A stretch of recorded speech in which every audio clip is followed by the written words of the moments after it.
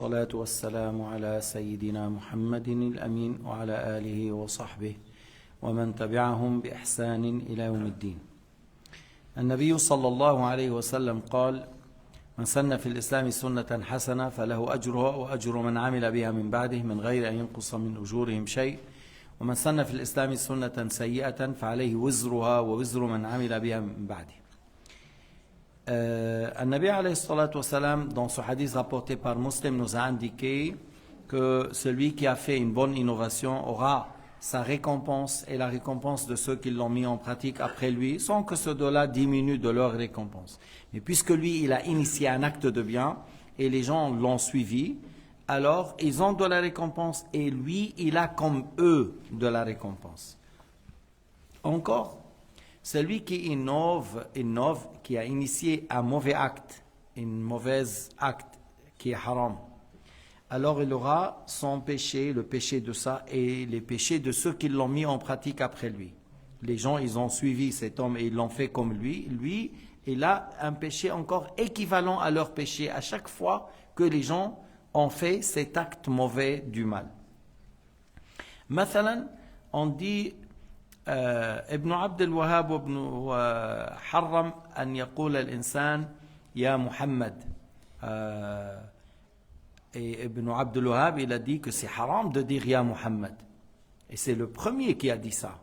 Qui a dit que au temps du compagnon, il y avait des compagnons avant d'être tués, ils ont dit Ya Muhammad. Khubayb, il a dit Wa Muhammada. Dans la bataille contre Musaylim al-Kadhab, les musulmans, ils disaient Ya Muhammada.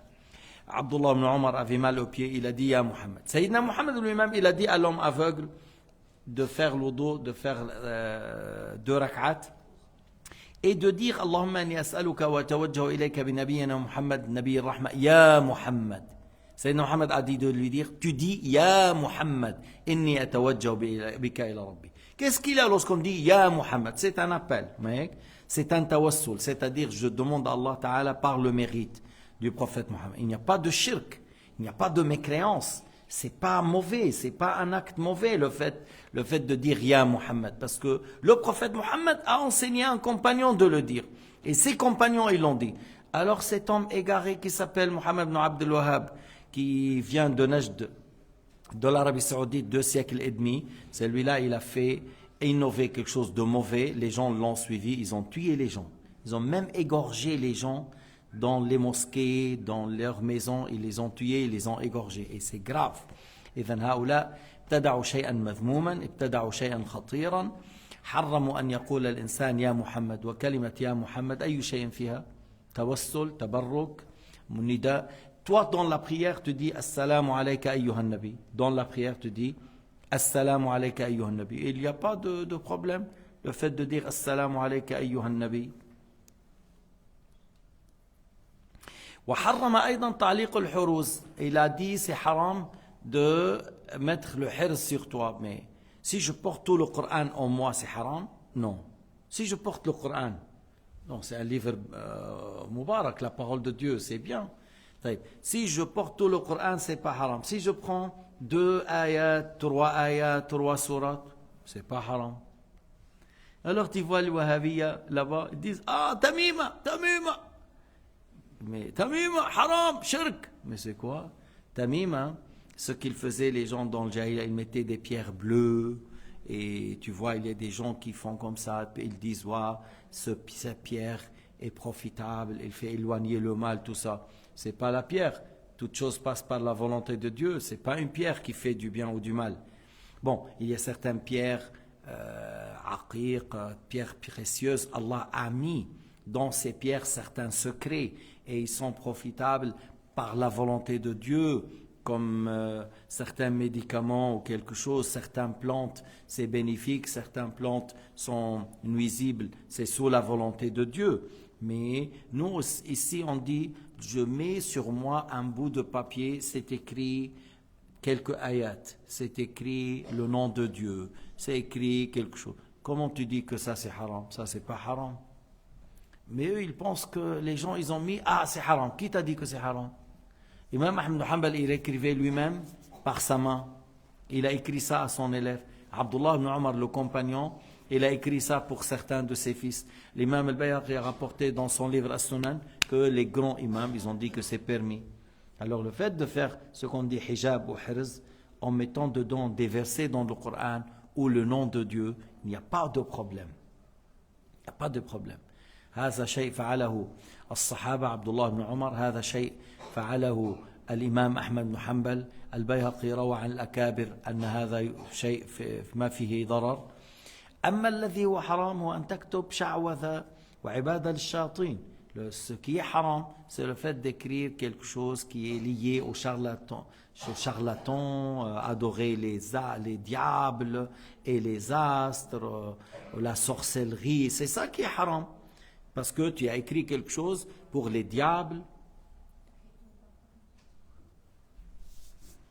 pour adorer les astres, pour adorer des créatures. Mais si j'écris des versets dans le Coran, il n'y a pas du mal.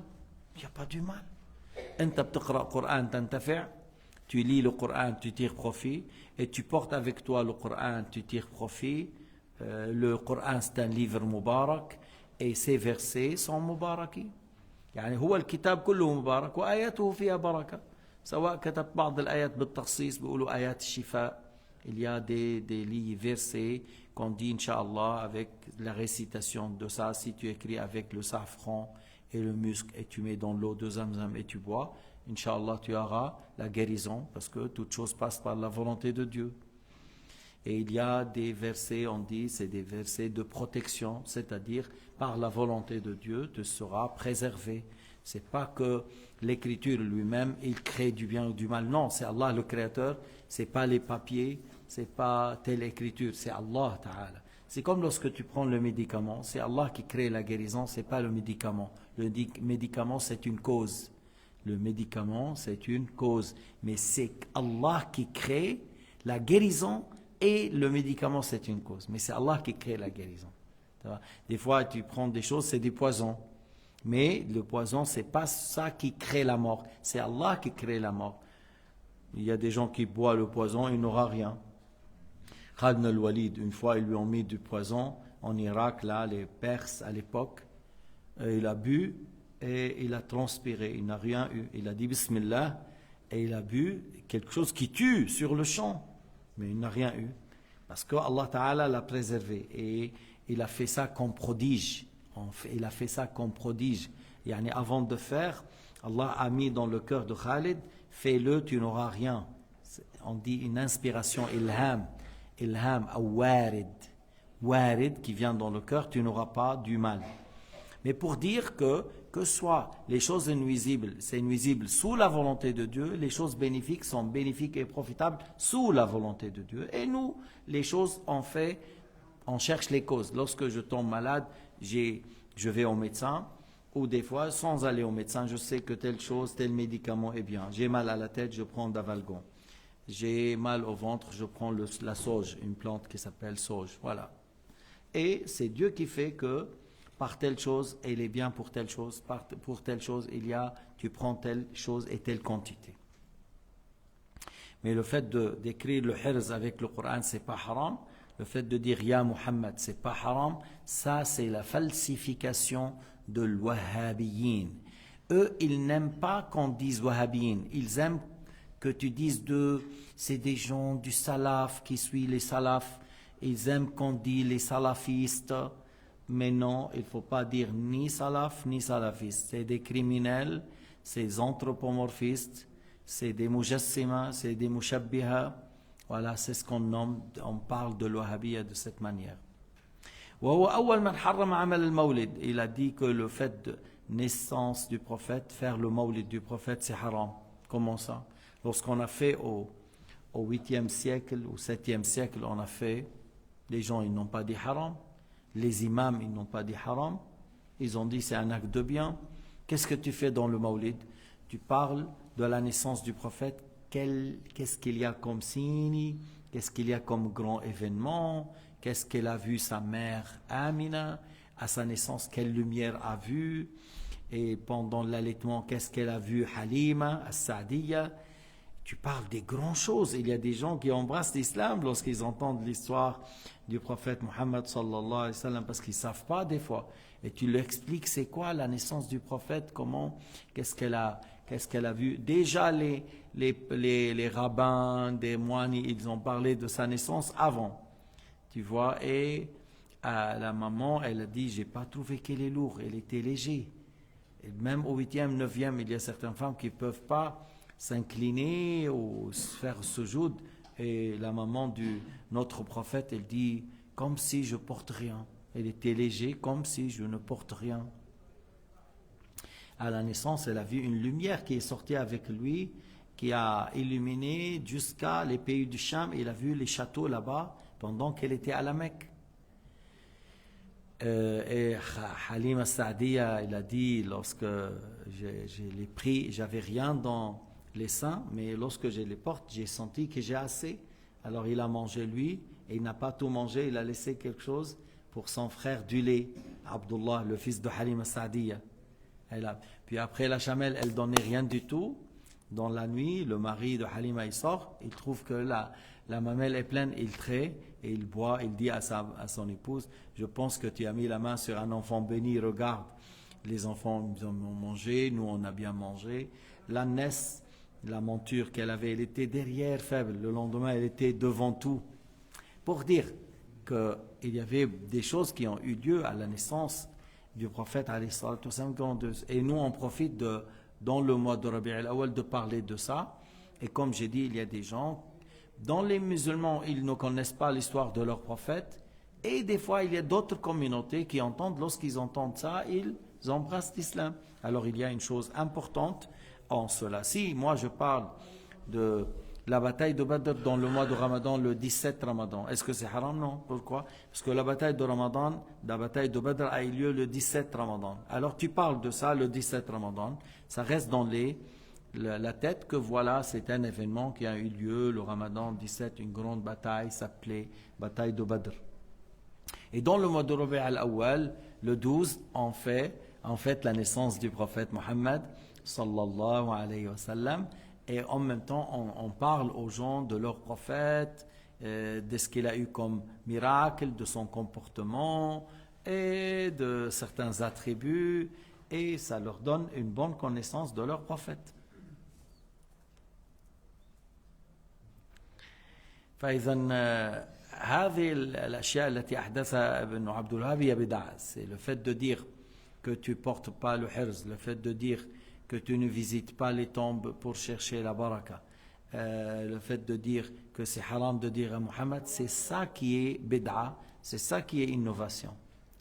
Et c'est eux qui sont dans les bid'a.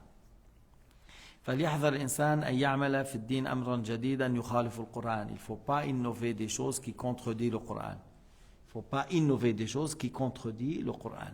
Mais le fait de faire le mawlid du prophète alayhi salatu wassalam, ou célébrer l'événement de l'Isra al-Mi'raj, ça ne contredit pas le Coran, mais c'est un événement qui a eu lieu à tel mois, à tel jour.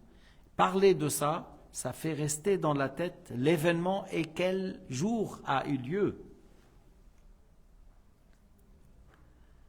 كان الرسول عليه الصلاة والسلام ينادى في وجه يا محمد ثم حرم الله تعالى أن ينادى بذلك فبقي نداؤه في غير وجهه. C'est-à-dire, durant la vie, au début, il y avait des gens qui disaient oh Muhammad, et Allah Ta'ala leur a dit de ne taj'alu du'a ar-rasuli baynakum ka du'a ba'dikum ba'dan. Ne dites pas oh Muhammad ou Abul Qasim, mais plutôt vous dites Ya Rasulallah, Ya Nabi Allah, ô messager de Dieu, ô prophète de Dieu. Alors, mais ça c'est en face, c'est en face. Maintenant, si par exemple tu es loin, tout ça, tu peux dire Ya Muhammad. Tu vois, tu peux dire cela. Le prophète même a enseigné cela. Mais en face, on ne dit pas Ya Muhammad. On ne l'appelle pas comme si on appelle une personne normale. Mais on le nomme par son titre au messager de Dieu. Alors, et dans beaucoup de ayats dans le Coran, tu vois Ya ayyuhan nabi ou Ya ayyuhan rasoul. Dans plusieurs ayats, Allah l'a appelé par Ya ayyuhan nabi, prophète, Ya ayyuhan rasoul, ô messager de Dieu, ô l'envoyé de Dieu.